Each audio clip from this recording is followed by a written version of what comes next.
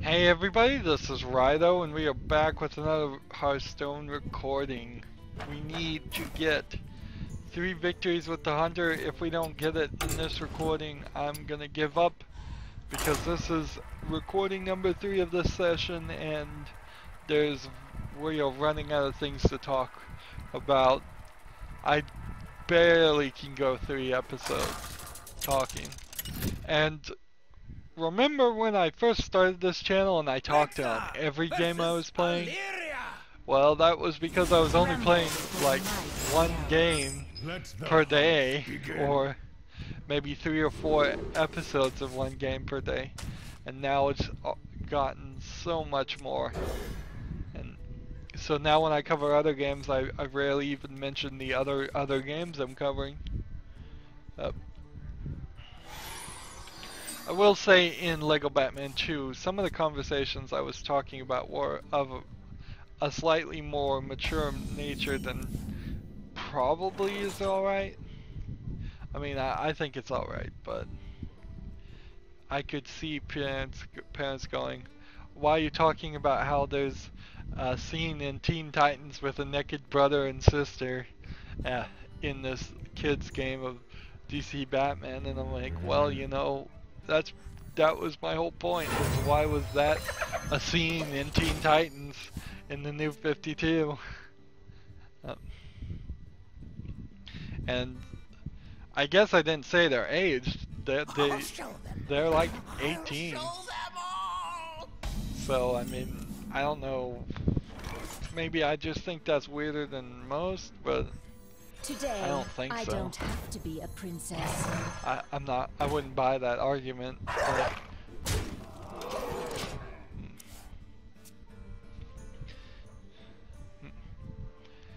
so, yeah. And then I talked a lot about how dark the DC universe is, which it is. It is super dark, and it only wants to get more and more dark. I've heard from a guy who's heard from a guy, basically, that the pre-screening of Batman vs. Superman is people are coming out thinking Batman is awesome or alright at least, and that they couldn't really care about Superman any less. Which wouldn't be a super surprising outcome. That the way Superman is portrayed, I mean, you're just not gonna win with Superman, honestly. You're just not gonna win. There's no place in 2016 for Superman. You can't do anything with the character. He's supposed to be this all-powerful projection of high morals, and that's boring. So what does the DC universe want to do? Because they want to make everything dark, they try to make him conflicted, they try to make him dark. And that's how you get the Superman movie, where he's in this fight and everything's super dark and actually visually dark, and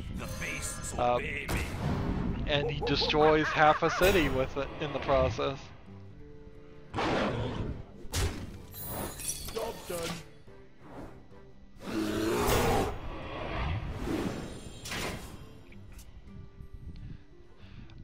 Ideally, I guess what I would do if I had the DC series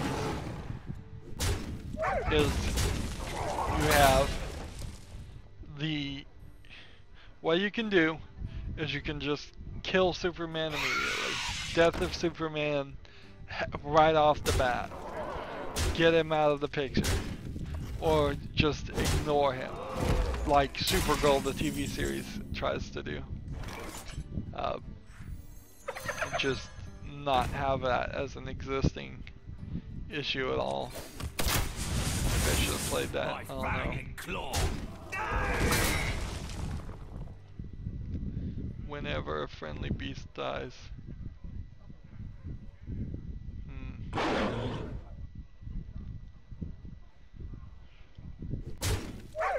Job done.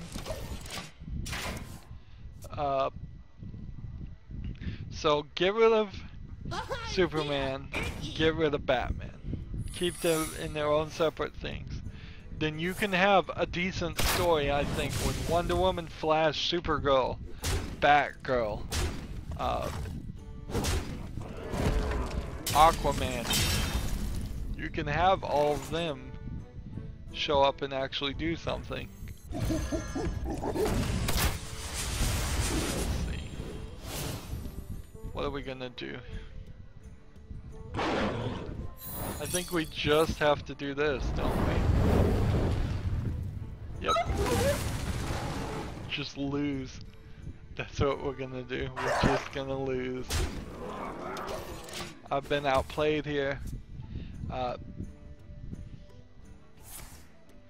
Like, right here I have World's Finest, Huntress and Power Girl. Power Girl is Supergirl from the Earth 2. You could do that. You could do Green Lantern and try to get that to work. Again, Superboy, Red Hood, then the Outlaws, Nightwing. I'm just gonna read them all. Trinity, you can't do anything with Trinity. Batwing, I don't think you can do anything like that. Swamp Thing, absolutely throw Swamp Thing in there. Batman and Robin, sure. Batgirl, Batwoman. Those are just the comics I haven't read. If I went in the other room where I have the comics on my bookshelf and read off those, that would be amazing because I have a cord that would go that long. But if I could do that, there's plenty of other things. You could do Animal Man, Resurrection Man. You could cover so many characters, and a lot of those characters are dark. A lot of those characters are too dark. Constantine, I mean, again, a character that's probably too dark. But some of them can be spun so that they're good. Start with the Flash. Flash is pretty bright. And as a TV series, it really goes to show the way I feel DC should go. All his villains are just barely believable cartoon villains versus what they want to give us as super believable super villains. Like the Heath Ledger Joker, for example, versus Captain Cold in the Flash TV series. The Heath Ledger Joker looks like a person that very feasibly could exist and have his run of the city, whereas Captain Cold is just a snarky bad guy for no real reason, thief who doesn't want to kill anybody because he made a agreement with the Flash, and I mean that's where they got to go with it. And I think arguments could be made. I'm not sure if it's true or not, but I think arguments could be made that if you are going to try to go that lighter way, just keep it as cartoons. But then you won't get as many viewers, so throw that idea right out the window. But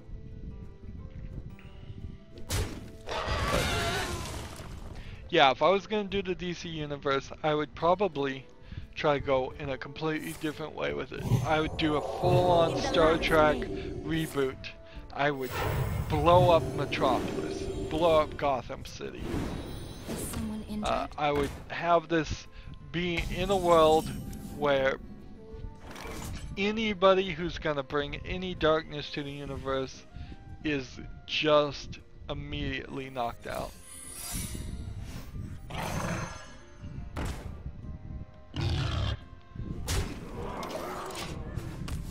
No, I wouldn't. You can't. If you're gonna try to get rid of darkness, you can't really just blow up Gotham City or Batman.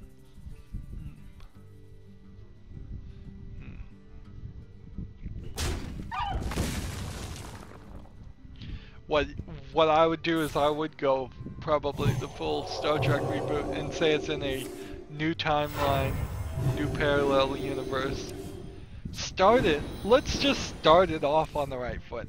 Have Batman go back in time and save his parents. Just start with that. That's a super bold way to do it. Batman goes back in time, saves himself.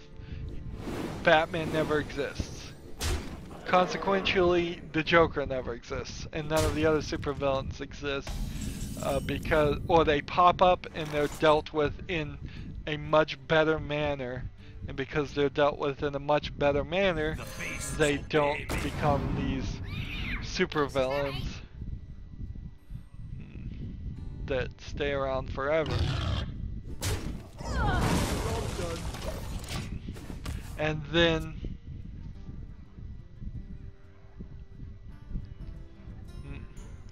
then go back and not blow up Krypton. In the light's name. Why not? Why not? There's your two solutions right there.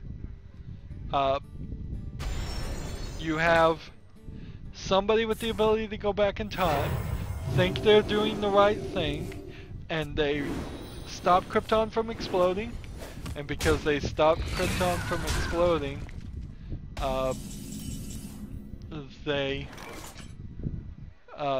they stop Batman from having his parents killed.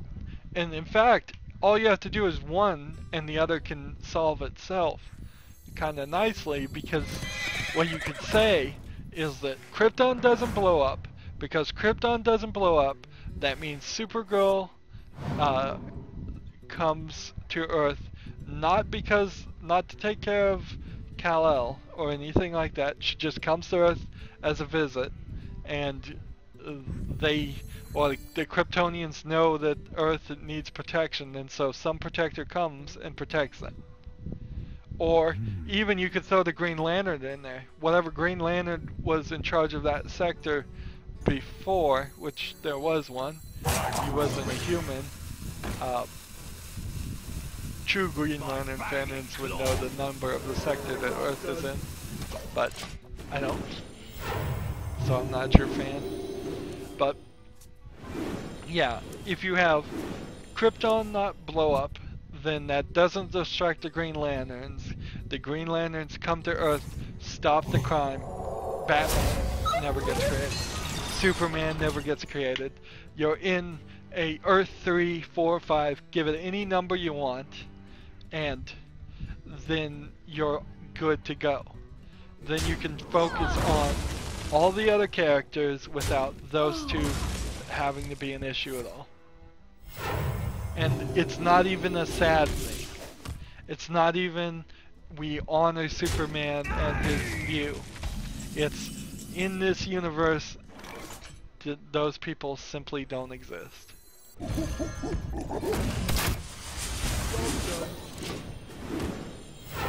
And then I would love to see a Wonder Woman story.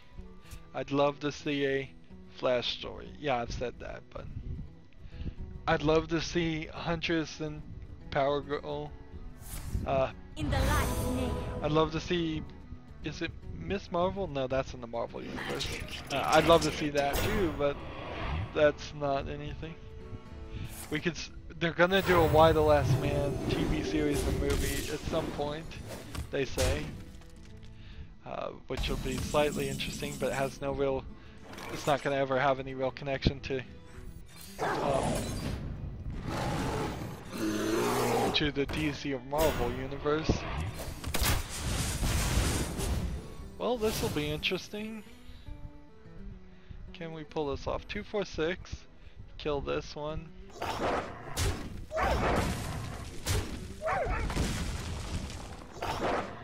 That was probably the wrong move there.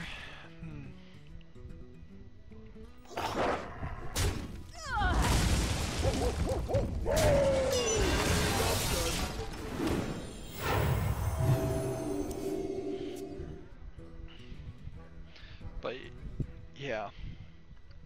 Now I had this idea for the DC universe, in particular the comic books, not the movies, where I enjoy raiding. inherently the issue of the DC comic books is just the story's end. So I think I would do the same thing that I accuse I hate everybody else doing. I would do a big event, and I would call it something like the end of the end, or something silly like that.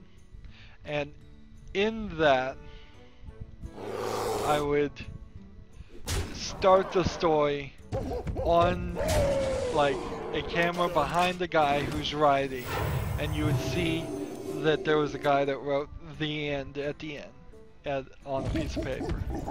And you'd see this in several instances. And I think what I would do is I would potentially even destroy like all the stories in that process. Just have super controversial things happen. At the end of each book, Batman, Flash, Superman, have the main heroes, all their friends, family, everybody you ever cared about, just have them all killed for just terrible, awful, corny, obviously not gonna stick endings happen. And then you get on the back, you get that scene of some writer, a different writer for each book, saying the end. And so this is to kind of symbolize the editorial and the writer of the book, and that everything up to this point has just been a story, or it's been at least somewhat influenced by the writer, even to the point where maybe in one universe we write these stories and then in another universe it happens, and we'd explain it that way. And then we finally just have a new character come out and say, I'm tired of it. I'm going to put the end to the end. And it would be and so you would see this story, and then you try to break it out, and then so that something else happened, or you could even follow the writer. Yeah, just follow the writer and see the backlash of these writers as they did these horrible things, and just cover every single complaint any comic book fan has ever made. It's just like, I love that character. Why'd you do this? Why'd you do this? Kids crying at convention stages. How could you kill my favorite character? Just make him really suffer the backlash of this, and try to give the weak arguments to it, but tacitly just admit that those arguments aren't valid enough. Yes, they are creative people, let's say, and so they have, in theory, every right to do whatever they want with their story, but then the fact that you have a copyright over it and you're the only person that can write stories with that character seems to make it unfair. Like, much in my Sherlock Holmes public domain example that I made, where since Sherlock Holmes is in public domain, anybody can write any story about him they want and not be theoretically sued, that it's the exact opposite. I can't go write a Superman's comic book and try and sell it. I just can't do that. And so if the creators of the Superman book decide to make him super evil and completely against what he stood for many decades, that's the only version society gets according to copyright laws, and that's not really fair. It really isn't. Inherently there's a problem when you have to restrict one artistic creation to protect another. That's not competition of ideas. That's not a free marketplace of ideas, if you want to use that phrase. So, like, we would follow the guy for almost one thing, and then at the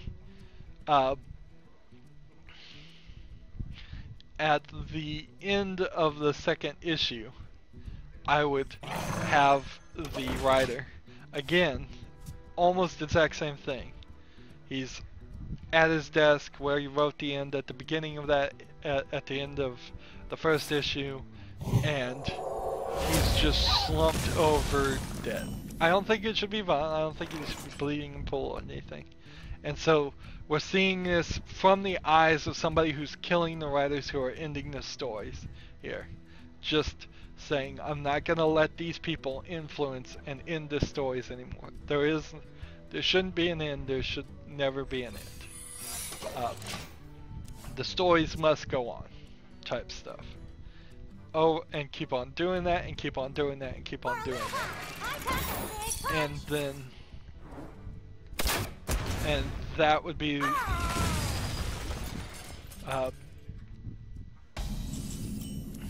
and then what I would say, the page after you see that guy dead, that Rydo did, which, so we're literally killing the writers of Batman, Superman, and everything. We're just killing them. Writers, editors, and stuff. There should be an actual letter from the CEO of DC, from everybody on the editorial team. Everybody signed it, everybody's agreed to it, saying, we have decided we are never going to end any stories ever. Period. We instead are going to have the series go for as long as we can publish them and make money. If they can't make money on the and we have to cancel it, we are going to just leave the story hanging and leave it for fans to continue in their minds the story in as far as how they believe it should go. So I mean, this is like a crazy statement to say, but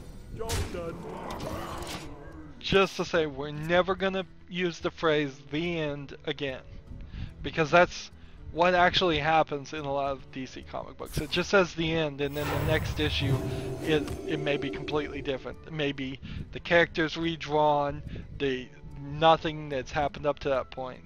Now, DC's not terribly bad about that. Instead, what they do is complete universe rebooting things, but in the end to the end, we're also saying we're not going to do reboots. They're saying there's going to be a smooth transition. Time is going to progress forward at some pace. It doesn't have to be a one-to-one pace. So if we want Batman to have a son, we're not going to just say the end to one story and then start him with a son. We're going to I'm not sure if that really happened or not. He did have a son, but I don't know if it was just abruptly introduced in that fashion. I guess I could have killed it with that one. Oops. We're not going to say the end and then the next issue he'll have a son. We're going to slowly transition to it. And I think we won't end stories promise and we won't reboot promise.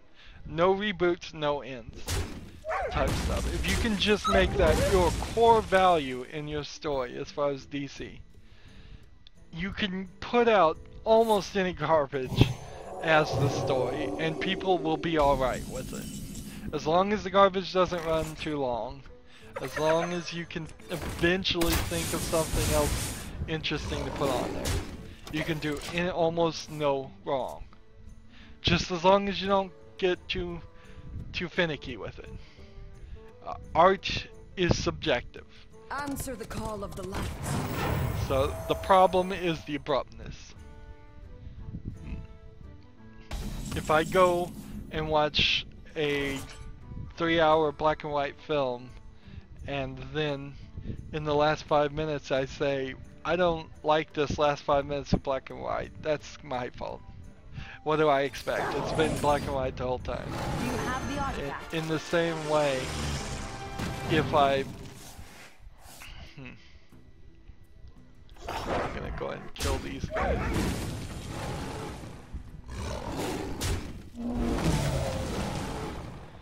Well, that didn't happen. In the same way, if DC just was consistent with its level of quality that it can do, and Marvel, I think, in the same way, but probably not as badly as DC. The spirits it's fine. But having to start all over is a nightmare.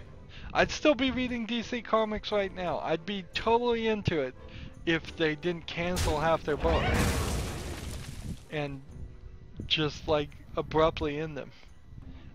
They just need to give it a chance. And honestly, at this point, there's nothing stopping you from never ending any story, because you can say, well, this is going to a digital exclusive, so we're not going to actually put any money into publishing this. This is being drawn. We're releasing all claims to it to the artist and the writer, so they can make their own comic on their own online and release it whenever it's ready. I mean, that's really where I come from as far as comics, is that I was reading comic strips online for years, and not just comic strips as in there's 3 panels and there's the gags. There's a bunch of comic strips where every month or so it's another page of an actual story that keeps on going. And you can do that. And that's really the way to break into comics these days, is to have your own website, put your own comic up there, and then try to self-publish it once you have made enough to make volume 1, sell volume 1, same. Keep on doing that. Just stay out of dealing with the big companies, because they're too big for their own good. I thought I was going to talk about something different than DC. But having read those comic books, I guess, has renewed my passion for it. Don't worry, that passion I'm sure will go away pretty soon again. But I did have a problem trying to read the comic books. I don't have any light with this new configuration. This was the problem of what how I arranged my room before, was I had a floor lamp right next to where I would be laying in my bed, so I could actually read the comic books, because there's no light in this room at all. And I like it that way, because I think at least I suffer from sun blindness, but at least that's what I say. So the only time I really do want any light on that's not just a soft backlight is when I'm trying to read a comic book or anything else. So to get light, I got a flashlight and tried to use that and put new batteries in it, and here I'm playing with it right now. And in about 30 minutes, an LED flashlight had drained 2 AAAs. Somewhat drained them, at least. Now I just flashed the light right in my eyes, so now I'm seeing spots. That was smart. I don't know if we're gonna finish our quest here. So yeah, 30 minutes of trying to use that didn't work. So I used the flashlight app on my cell phone to use it, which is brighter, and that lasted pretty well until my battery got down to 5% with it still being plugged in. And apparently at 5% the flash can no longer stay on my phone. So trying to read 2 trade paperbacks, which over the course of maybe an hour or 2 becomes this weird situation where I'm trying to find a light source to shine on it. There is something definitely to be said for an attempt to make reading in bed a thing. It's a calmer, in theory at least, it's a calmer, smarter move than just than watching TV or playing video games 5 seconds before you go to sleep. Again, it's still a difficult thought for me to even try to attempt this, because I don't read, really. I mean, seriously, I'm sitting here talking about comic books and how I read them, and I do read them, but by real world standards, I don't read. I might as well be illiterate for as little as I read. No, that's not true. That is completely not true, because I read Twitter all day, almost constantly. I check and read emails almost constantly all day. I really do read, and somebody who is actually illiterate and cannot read in 100% of the ways is way worse off than me. So, but I'm exaggerating. I'm definitely exaggerating. I mean, compared to a normal person, I don't read anything, because a normal person actually reads quite a lot every day. Compared to a person who can't read, I read quite a lot too. I just don't read long form books or short stories, and I barely can make it through a comic book. And all of it has to be like ADD. It has to be. I'll go back and forth whether I actually believe I have it, but there is certainly some attention deficit going on there. I do not have the attention span that it seems most people do, which helps me in video games quite a lot. I would kind of hate a world full of people with the same attention span as me, so if I really did believe that there was any credibility to the thought that video games or movies or TV were causing a lack of attention ability in kids, I'd be afraid, but frankly I just don't think that's the case. I just don't think it's the case. I think what the deal is there's simply a lot of sensational journalism going on. There's better monitoring of children, better care about how children behave and react. Even one generation previous, a lot of parents, as long as they don't get killed, they don't care. So you could be wandering around, or running around, and people wouldn't even really question it. Today, I don't have to be a princess.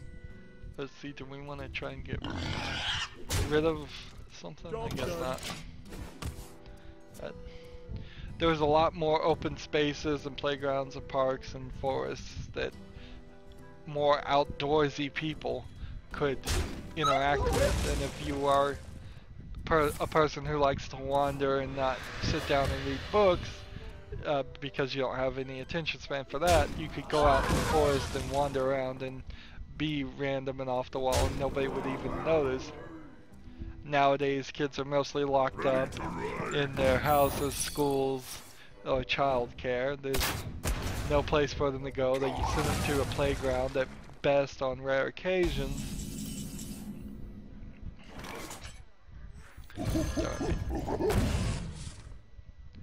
Do I want to save my life, or do I want to take one damage out? I think it's much more useful to take one damage.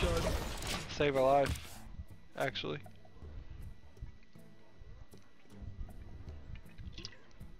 I have this nibbling thought in the back of my brain that I was gonna talk about something else and I've forgotten about it now. Oh well.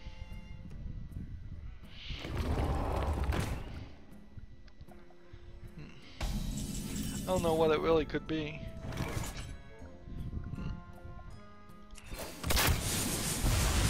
The beasts obey me.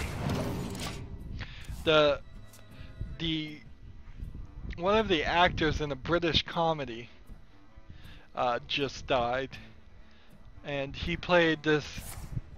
The British comedy was called Father Ted, and the actor was a guy who played Father Jack, and they're I think, well, they would either be Roman Catholic priests or they were Church of England priests. They may have been Church of England. and Father Jack was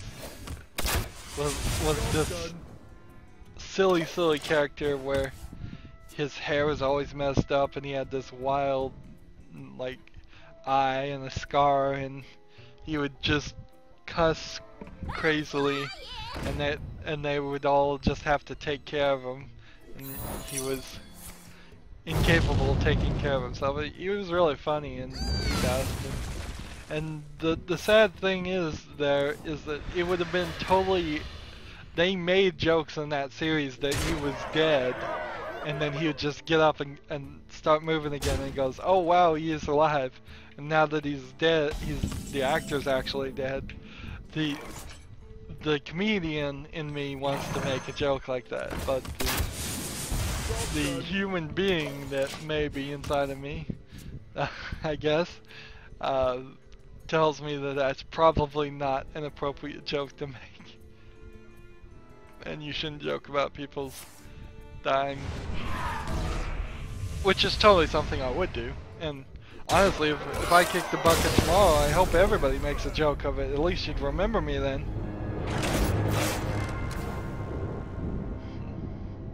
I'd better to be laughed over than cried over in my book. But yeah, I don't know what other things he did. If you're a BBC actor, you're pretty much either a BBC actor for your entire life, or you're not an actor anymore after you do like one show, or a few of them come over to America and try to make some success there, but really usually don't. So the actor probably did do several other things, but I couldn't place him in anything. He looked so weird that, as Father Jack, that it would be hard to place him.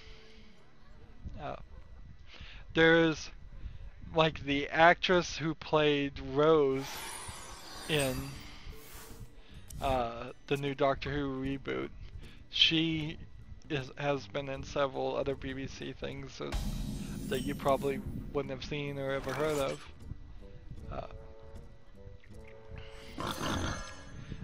Some of it's age too. There's a definite situation where by the time a BBC show gets to America and Americans actually see it, the actor or actress in it has already aged so much that they're close to retirement or already have retired.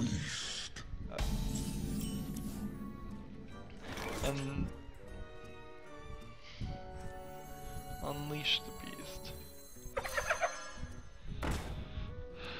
Let's see. I don't see how we can solve this, so we'll just attack here.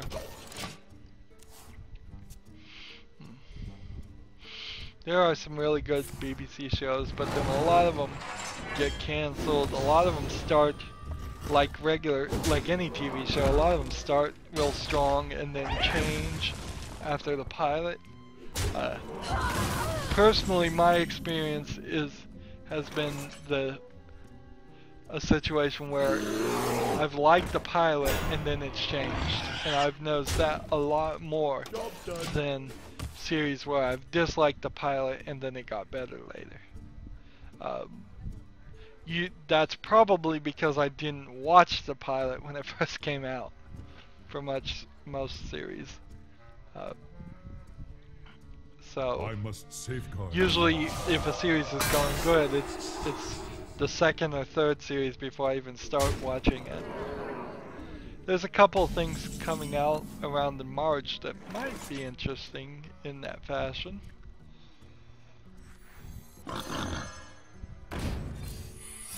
Today, I don't have to be a princess. What do we want to do? 2 here and then 1 here?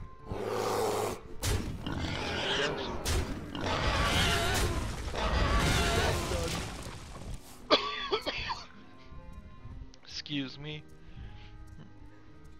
There's Winona Earp on the Sci-Fi Channel, so being on the Sci-Fi Channel, I really shouldn't give it the time of day. There's Lucifer has already started, and I'm not sure how far we can really go with that premise, because while the overall story is interesting, the fact is what they're gonna want to do is make it a procedural crime investigation show, and then because they want to do that, they want to stretch it out forever, and because they want to stretch it out forever, the main story's never going to get satisfactorily resolved. So regardless of how many more episodes are added to Lucifer, what we're probably going to see and look and have is a bunch of stretch episodes, whether it's one stretch episode or 100 stretch episodes, and then at most 4 episodes that wrap up the story at the end, if they are even given permission and allowed to wrap up the end and aren't just straight up cancelled.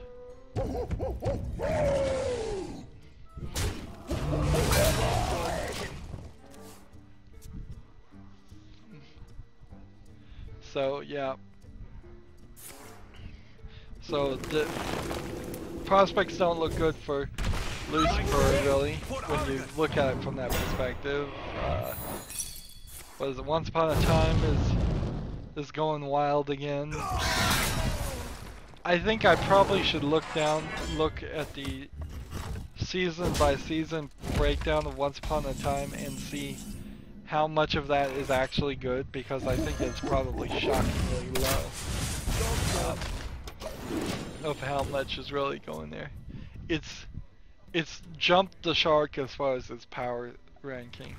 Once they introduced the thought of the Ryder and Merlin and the Wizard, after all of that had been introduced, then just kind of swept away. I think you can't go any higher than that. It's like Charmed. Once Charmed had the 3 sisters turn into gods, you can't go any further than that. So, but that wasn't in the series. That was like, there were 3 more seasons after that.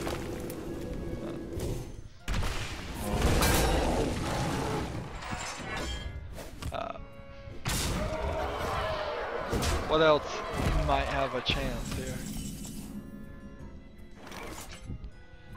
I don't know. I'm watching Agent Carter. It's wrapping up. I think Agent Carter, for what it's consistently good, considering that it's limiting itself to like 6 to 12 episodes a season, and it wants to tell just a standard story in an old-fashioned time frame, which means you can't go too crazy with it, even though they are going pretty crazy with it. And if I could just steal this guy, if I just had any card that could steal a character, then I would win. Turn it around. But Marvel Agents of S.H.I.E.L.D., I'm not sure about it. We'll see what happens in the next season. It seems to be consistent and mediocre. The Magicians on Sci-Fi is about the most interesting thing I've seen. I know, it's a new story. It has this whole Chronicles of Narnia feel because of it, of the way there's a story within it. So it's still trashy, definitely trashy, and I wish it wasn't quite that trashy about this college life of a lot of drink and sex and stuff, and it still feels like we're gonna go hardcore thought as far as sci-fi, which I think they're kind of trying to get away from. We're gonna go hardcore to we're gonna do hardcore science fiction now, but yeah, it's still got a little bit of that in it. I don't know what else. I don't have a lot of high hopes for TV in general, and I honestly, like most people, should probably just cut it off and save the money each month. We didn't make any progress here. So what I'm going to do off screen is play as the mage and the hunter and get this done. And then that will get me to 7,770. So at this point I can open 77 packs. I don't know why I would open those extra 2 packs though. As always, I ask you to like, share, subscribe, comment if you want to, and watch every second of my videos. All that helps out. If you want to support me, you can click on my name, Rydo. On the right is a blue button that says support this channel. Click it, make a donation. And if you want to friend or follow me on basically any social media sites, there's a whole bunch of links down below. You could certainly tweet me if you think there's any TV shows I'd like or have any suggestions or opinions there. It would be kind of nice if more people actually communicated with me on Twitter and didn't just kind of follow. I have a lot of follow bots right now that just follow and retweet things. But I don't mind people retweet me. I love it when people retweet me, but it would be nice if we tried to have a little bit more conversation there about general pop water cooler topics. That's what we're shooting for. Thank you for watching. Have a good evening.